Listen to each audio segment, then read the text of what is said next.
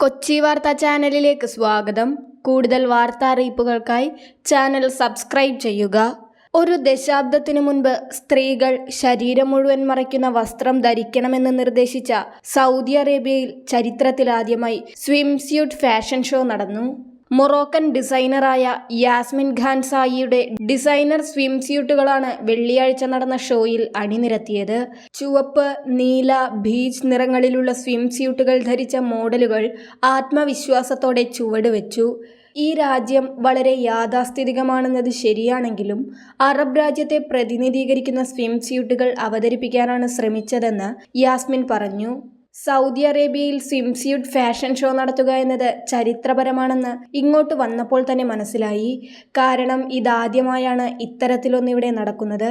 അതിൻ്റെ ഭാഗമാകാൻ കഴിഞ്ഞത് ആദരമായി കരുതുന്നുവെന്നും യാസ്മിൻ പറഞ്ഞു.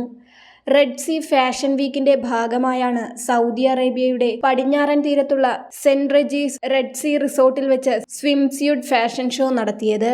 സിറിയയിൽ നിന്നുള്ള ഫാഷൻ ഇൻഫ്ലുവൻസറായ ഷൗക്ക് മുഹമ്മദും ഷോയിൽ പങ്കെടുത്തിരുന്നു. ലോകത്തിനു മുന്നിൽ ഫാഷൻ ടൂറിസം ലോകങ്ങൾ തുറന്നുകൊടുക്കാനുള്ള സൗദിയുടെ ശ്രമത്തിൽ അത്ഭുതപ്പെടാനില്ലെന്ന് ഷൗക്ക് മുഹമ്മദ് പറഞ്ഞു. സൗദി അറേബ്യയിലും സ്വിംസ്യൂട്ട് ഫാഷൻ ഷോ സാധ്യമാണെന്നും അതിപ്പോൾ തെളിയിച്ചുവെന്നും അദ്ദേഹം പറഞ്ഞു.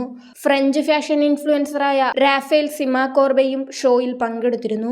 വളരെ ധീരമായ തീരുമാനമാണെന്നും അതിന്റെ ഭാഗമാകാൻ കഴിയുന്നതിൽ സന്തോഷമുണ്ടെന്നും അദ്ദേഹം പറഞ്ഞു.